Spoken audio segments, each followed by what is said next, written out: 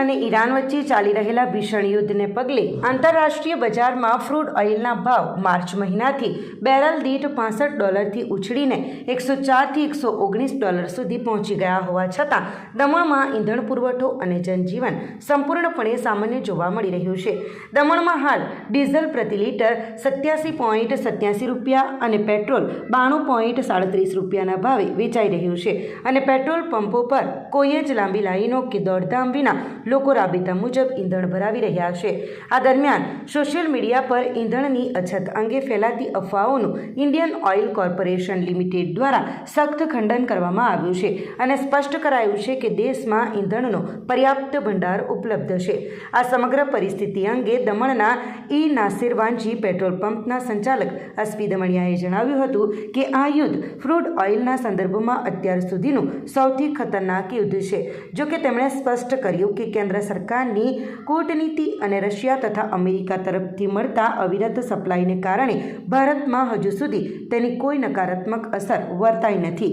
જ્યારે પાકિસ્તાન જેવા પડોશી દેશમાં પેટ્રોલનો ભાવ વધીને ₹400થી ₹500 સુધી પહોંચી ગયો છે, ત્યારે આપણું પેટ્રોલિયમ મંત્રાલય દેશમાં સપ્લાય ખોરવાય નહીં તેની પૂરતી તકેદારી રાખી રહ્યું છે।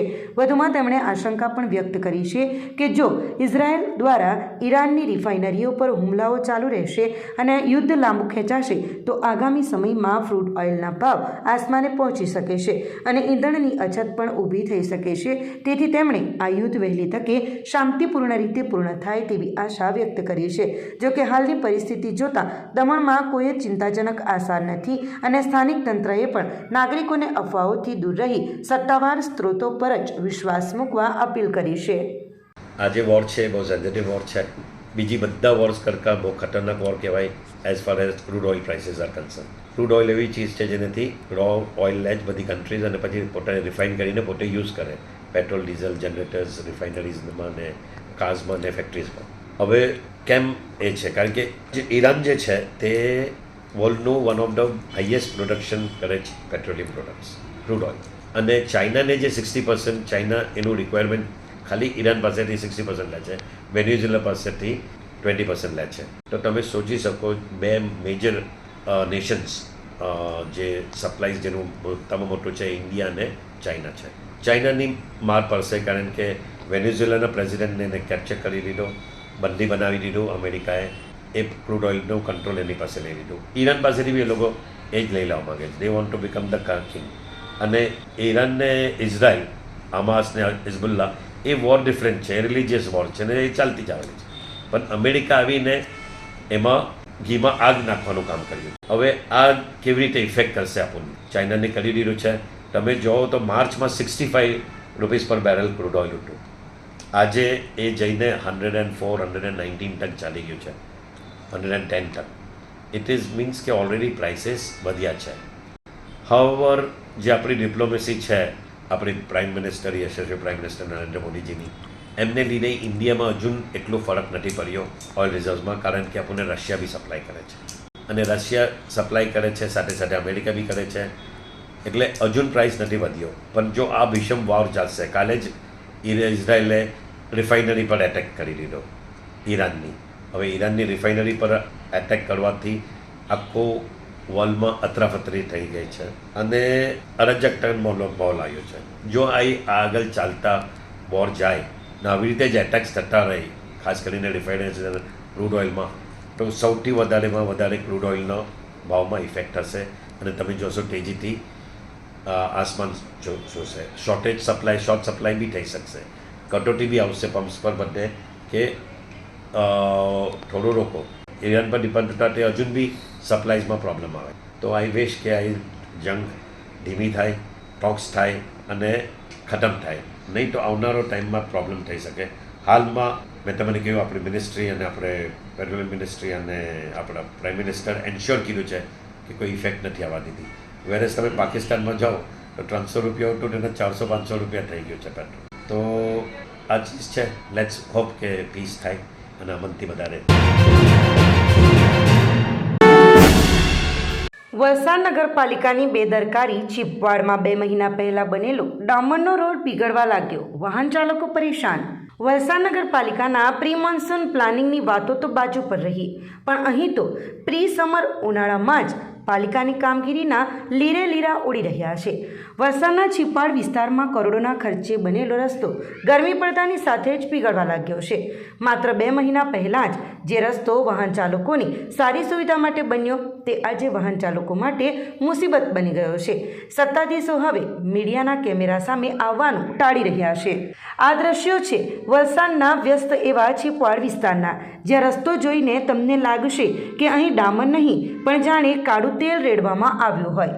ઉનાળાની હજી તો માંડ શરૂઆત થઈ છે, ત્યાં અંદાજે 1 કિલોમીટર સુધીનો નવો નક્કોર રસ્તો પીગળવા માંડ્યો છે. સ્થાનિકોએ અનેક રજૂઆતો કરી ત્યારે માંડ 2 મહિના પહેલાં આ રસ્તો બન્યો હતો, પણ પાલિકાએ એવી તો કેવી ગુણવત્તા જાળવી કે 2 મહિનામાં જ રસ્તાએ દમ તોડી દીધો. નગરપાલિકા હમણાં ઘણી ફરિયાદ બાદ 2-3 મહિના પહેલાં જ આ ડામર રોડ બનાવવામાં આવ્યો હતો. ડામર રોડ બન્યો, ભાઈ થોડો ઘણો ખોદીને એ લોકોએ રોડ બનાવ્યો.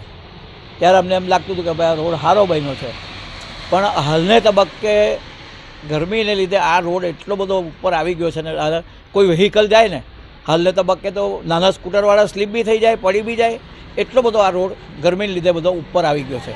હવે મેં કાઉન્સિલરોને બી જાણ કરી છે કે ભાઈ આ તમે કંઈ આનો રસ્તો કરો. વચ્ચે એના પર એ લોકોએ ડસ્ટ નાખી દીધેલું, ત્યારે બી આવી રીતે રોડ આખો ગરમીથી એ થઈ ગયેલો. તો હવે અત્યારે તો એટલો બધો આ ખરાબ છે આ ગરમીને લીધે કે આમાં મોટા વ્હીકલ બી સ્લીપ થવાની શક્યતા છે, સ્કૂટરવાળો બી પડી જઈ શકે છે, નુકસાન થવાની કે એક્સિડન્ટ થવાની પૂરેપૂરો ભય છે. એટલે આ કામ તાત્કાલિક હવે કોઈ નવી રીતે હવે કેવી નવી બીજી રીત લાવે. અમે કીધું કે ભાઈ રોડ બનાવો, તો થોડો ઘણો ખોદીને એ લોકોએ રોડ બનાવ્યો. ભાઈ આ રોડ બનાવ્યો તો આવું બધું આવું જોવા મળે છે આજે. હજુ આ ઉનાળાની શરૂઆત છે, હજુ તો માર્ચ મહિનો જ ચાલે છે. એપ્રિલ, મે, જૂનમાં તો હું આ રોડ તો આખો મને લાગે ઉખડીને બહાર આવી જાય. આ રોડ ભાઈ પાછો વ્યવસ્થિત બનાવે તો સારું. અમે કહેતા હતા ભાઈ સિમેન્ટનો, પણ સિમેન્ટનો રોડ બનતા તો 2 મહિના 5 મહિના જાય, તો અમારે 24 કલાક ગાડા બધા આવે અનાજના, તો કેવી રીતે બનાવે, એને જલ્દી ટાઈમ લાગે. એટલે અમે કીધું કે ભાઈ તમે ડામર રોડ બનાવો, ને ડામર રોડ બનાવ્યો તો આ બધી મોકાણ અત્યારે ઊભી થઈ છે. આ દાણા બજારમાં જ્યારે ડામર પહેલાં ઉખેડ્યું ત્યારે બી મેં કીધું ભાઈ વ્યવસ્થિત બનાવજો, તમે ડામરિયા પથ્થર લાગીને એને વ્યવસ્થિત બનાવજો. નહીં એમ કે એકદમ બરાબર બનાવી દઈશું. અચ્છા, બનાવ્યો તો એવું બનાવ્યું કે અત્યારે જેમ ગરમી પડે તેમ ડામર પીગળીને ઉપર આવે છે. ઉપર આવવાથી વ્હીકલ ચાલવામાં તકલીફ પડે, માણસ ચાલે તેના પગ ચોંટી જાય, ગાડીઓ સ્લીપ થાય. એને મારે તો જે કોઈ એનો અધિકારી હોય એને મારે એમ કહેવાનું છે કે ભાઈ તમે આવીને જો, અત્યારે 12 થી 2 ના ગાળામાં આવીને તમે જો તો તમને ઓટોમેટિક ખ્યાલ આવી જશે કે આપણે રોડ કેવું બનાવ્યું. કોન્ટ્રાક્ટ જેને બનાવ્યો હોય તેને બોલાવો અને એની વ્યવસ્થા કરો તાત્કાલિક. આ દાણા બજાર છે, અહીંયા વેપારીનો ટેમ્પા બી આવે, માણસ બી આવે, ખરીદ કરનાર બી આવે, વેચનાર બી આવે, બધા જ આવે છે. તો એની સોલ્યુશન કરો તાત્કાલિક ધોરણે. અરે બહુ તકલીફમાં તો કોઈ નિવારણ છે જ નથી. એને કોઈ ગણતરી થોડો હોય કે એટલી તકલીફ પડતી છે. અને ઉપર ડસ્ટ લાગ્યો ત્યારે દુનિયાભરનો ધૂળ આડું બધી દુકાનમાં. અને અમારે અનાજનો વેપાર છે, અમારે કંઈ ખાવાની વસ્તુ રાખતા છે, તેમાં બધું દુનિયાભરનો ધૂળ જમી જાય. સવારે જાટકીએ હાજે સાફ કરીએ તો બી પાછો બીજે દાડે તેવી સ્થિતિ ઊભી રહી. એને વહેલી તકે હરકી રીતે ડામર પાત્રો પાછો એની વ્યવસ્થા કરો, મારી એ જ માંગ છે. રસ્તો પીગળવાના કારણે ડામર વાહનોના ટાયરોમાં ચોંટી રહ્યો છે, જેના કારણે અનેક વાહન ચાલકો સ્લીપ થઈ રહ્યા છે. સાથે રસ્તા પરથી ચાલતું જવું પણ મુશ્કેલ બન્યું છે, કારણ કે ચાલતા વ્યક્તિઓની ચંપલ પણ આ ડામરમાં ચોંટી રહી છે. સ્થાનિકોનો આક્ષેપ છે કે કોન્ટ્રાક્ટર અને પાલિકાના મેળાપીપળામાં હલકી કક્ષાનું મટીરિયલ વાપરવામાં આવ્યું છે. જનતાના પરસેવાની કમાણીનો ડામર આજે રોડ પર વહી રહ્યો છે, પણ તંત્રના પેટનું પાણી હાલતું નથી. ત્યારે આ સમગ્ર મામલે મીડિયાની ટીમ દ્વારા પાલિકાના સત્તાધીશોને સવાલ કરવા પહોંચી તો તેઓ દ્વારા મીડિયા સામે બોલવાનું ટાળ્યું હતું. પહેલે તો નગરપાલિકાનું કામમાં કંઈ લેવાનું હોતું નથી અને જે કરે છે તે આવું કરી રહેલા છે. હું અત્યારે જ મારા સનને એની બોર્ડની એક્ઝામ ચાલુ છે એટલે હું એને નથી મૂકતો, મેં પોતે પર્સનલી છોડવા જાઉં છું. કારણ કે છોકરાઓ આમાં બાઇક લઈને સ્લીપ થઈ જાય તો નગરપાલિકાને કાંઈ પરેલી નથી, પણ આપણે સાવચેતી આપણે જાતે કરવી પડે એવું છે. ને નગરપાલિકા એકદમ થર્ડ ક્વોલિટીનું કામ કરેલું છે. છીપવાડની જનતામાં ભારે રોષ જોવા મળી રહ્યો છે. લોકો પૂછી રહ્યા હશે કે શું આ રસ્તો ફરીથી બનાવવામાં આવશે કે પછી દર વર્ષની જેમ આ વખતે પણ ભ્રષ્ટાચારના ડામર નીચે જનતાના અવાજને દબાવી દેવામાં આવશે. જો વહેલી તકે આ રસ્તાનું સમારકામ નહીં થાય તો આગામી દિવસોમાં સ્થાનિકો ઉગ્ર આંદોલન કરવાની ચીમકી ઉચ્ચારી રહ્યા છે. સરીગામના ઉષા કેમિકલમાં ગેસ ગળતર, 2 મહિલા સહિત 4 કામદારો અસરગ્રસ્ત. ટૂંકી સારવાર બાદ તમામ કામદારોને હોસ્પિટલમાંથી રજા અપાઈ. સરીગામ JDCમાં આવેલી ઉષા કેમિકલ કંપનીમાં રવિવારે ગેસ ગળતર જેવી સ્થિતિ સર્જાઈ હતી. કેમિકલ રિએક્શનના કારણે ઝેરી ધુમાડો ફેલાતા 2 મહિલાઓ સહિત 4 કામદારોને શ્વાસ લેવામાં તકલીફ પડી હતી. તેમને તાત્કાલિક વાપીની હરિયા હોસ્પિટલમાં દાખલ કરાયા હતા, જ્યાં ટૂંકી સારવાર બાદ સોમવારે રજા આપવામાં આવી છે. આ ઘટના રવિવારે કંપનીમાં કામગીરી દરમિયાન બની હતી. અચાનક કેમિકલ પ્રોસેસમાં રિએક્શન થતાં ઝેરી ધુમાડો ફેલાયો હતો. આ ધુમાડાના સંપર્કમાં આવતા 2 મહિલા અને 2 પુરુષ કામદારોને શ્વાસ લેવામાં તકલીફ થવા લાગી હતી, જેના પગલે કંપનીમાં દોડધામ મચી ગઈ હતી. અસરગ્રસ્ત 4 કામદારોને તાત્કાલિક વાપીની ખાનગી હરિયા હોસ્પિટલમાં સારવાર માટે ખસેડવામાં આવ્યા હતા. તબીબોની સઘન સારવાર બાદ તેમની તબિયતમાં સુધારો થયો હતો. સોમવારે તમામ કામદારોને હોસ્પિટલમાંથી ડિસ્ચાર્જ કરી દેવામાં આવ્યા છે અને તેમની સ્થિતિ સામાન્ય છે. ઘટના બાદ આજે ઉષા કેમિકલ કંપનીમાં સ્થિતિ સામાન્ય જોવા મળી રહી છે. કંપની મેનેજમેન્ટે જણાવ્યું છે કે તમામ રૂટીન કામગીરી રાબેતા મુજબ શરૂ કરી દેવામાં આવી છે. જો કે કેમિકલ રિએક્શન કયા કારણોસર થયું તે અંગે વધુ તપાસ હાથ ધરવામાં આવી શકે છે. સાડીનું બેંક એકાઉન્ટ ભાડે રાખી બનેવીએ કર્યું લાખોનો સાયબર ફ્રોડ. વલસાડ પોલીસે આરોપીની ધરપકડ કરી. વલસાડ જિલ્લામાંથી સાયબર ક્રાઇમની એક ચોંકાવનારી ઘટના સામે આવી છે, જેમાં એક વ્યક્તિએ પોતાની જ સાડીના બેંક એકાઉન્ટનો દુરુપયોગ કરી લાખો રૂપિયાનું ટ્રાન્ઝેક્શન કર્યું હોવાનું બહાર આવ્યું છે. વલસાડ સાયબર ક્રાઇમ પોલીસે ટેકનિકલ સર્વેલન્સના આધારે આ સમગ્ર નેટવર્કનો પર્દાફાશ કરી આરોપીની ધરપકડ કરી છે. વલસાડ જિલ્લામાં મ્યુલ એકાઉન્ટ એટલે કે ભાડે લીધેલા ખાતાઓ દ્વારા થતા સાયબર ગુનાઓને અટકાવવા માટે પોલીસ એક્શન મોડમાં છે. તાજેતરમાં વલસાડના પારનેરા વિસ્તારની એક મહિલાનું બેંક એકાઉન્ટ તેના જ બનેવીએ ભાડે રાખ્યું હોવાનું સામે આવ્યું હતું. વાપીમાં રહેતા આ શખ્સે સાયબર ફ્રોડ દ્વારા મેળવેલા અંદાજે ₹10.50 લાખ આ ખાતામાં ટ્રાન્સફર કરાવ્યા હતા. આરોપીના કહેવા પર તેની સાડીએ બેંક ખાતામાં આવેલા નાણાં સમયાંતરે ATM કાર્ડ અને ચેક દ્વારા રોકડા ઉપાડીને બનેવીને સોંપ્યા હતા. વલસાડ સાયબર ક્રાઇમ પોલીસની ટીમે શંકાસ્પદ ટ્રાન્ઝેક્શન જણાતા ઊંડાણપૂર્વક તપાસ હાથ ધરી હતી અને વાપીથી આરોપીને દબોચી લીધો છે. આ કેસમાં અન્ય કોઈ વ્યક્તિઓની સંડોવણી છે કે કેમ તે દિશામાં પણ પોલીસે તપાસના ચક્રો ગતિમાન કર્યા છે. સાયબર ઠગો પોતાની ઓળખ છુપાવવા માટે સામાન્ય લોકોના બેંક એકાઉન્ટ ભાડે રાખતા હોય છે અથવા કમિશનની લાલચ આપી નાણાંની હેરાફેરી માટે વાપરતા હોય છે. ટેકનિકલ ભાષામાં આને મ્યુલ એકાઉન્ટ કહેવામાં આવે છે. પોલીસે જનતાને અપીલ કરી છે કે ક્યારેય પણ લાલચમાં આવીને પોતાનું બેંક એકાઉન્ટ કે ATM કાર્ડ અન્ય કોઈને વાપરવા આપવું નહીં, કારણ કે તે તમને મોટી કાનૂની મુશ્કેલીમાં મૂકી શકે છે.